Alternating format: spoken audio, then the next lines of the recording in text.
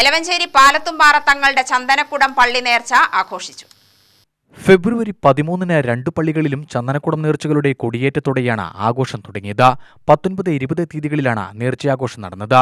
ആദ്യ ദിനത്തിൽ കരിങ്കുളം ഹിദായത്തുൽ ഇസ്ലാം പള്ളിയിലും 2ാം ദിനത്തിൽ പാലത്തുംപാറ പള്ളിയിലും മൗലീദ് പാരായണവും ദുആ സമ്മേളനവും ഉണ്ടായി. തുടർന്ന് സമൂഹ അന്നദാനവും നടന്നു. വൈകിട്ട് 4 മണിക്ക് അപ്പപ്പെട്ടി എഴുന്നള്ളത്ത് വർണ്ണാഭമായി നടത്തി.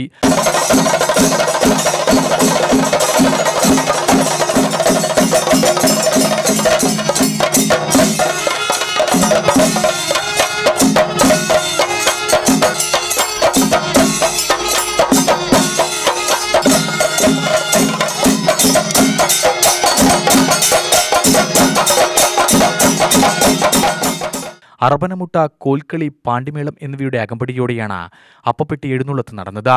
രാത്രി 10 മണിക്ക് പാലത്തുംപാറ പള്ളിയിൽ എഴുന്നള്ളത്ത് സമാപിച്ചു. UTV news, Palakkad.